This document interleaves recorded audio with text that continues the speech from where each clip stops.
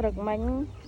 ឥឡូវបានមកជ្រោយតែឥឡូវស្ងួតដីវិញហើយចឹងប្រឡែងមកនេះដែរ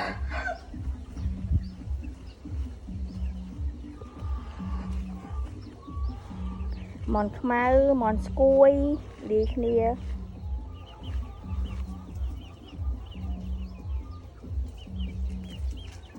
ដើរទៅណាអស់ហើយបែកវងទៅអស់អូនោះខ្លះដូចមើលឃើញអត់ទេស្ដាមឈើនេះធំអើយពួកនេះ1 គីឡូអីហ្នឹងមន់ខ្មៅមន់ស្គួយលាយគ្នាពួកនេះមន់ខ្មៅពួកនេះមន់ខ្មៅទាំងសាច់ខ្មៅទាំងអីត្មងហ្នឹងណា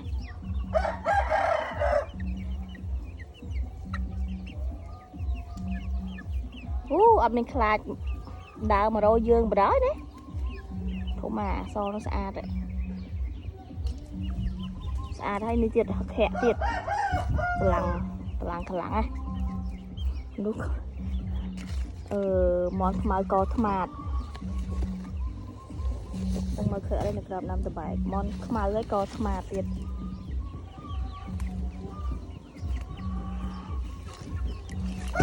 ិយាយទៅមន់ស្រែហើយនឹងមន់ជុលវាដើរអត់ច្រឡំគ្នាទេវាដើរវងគ្នាវា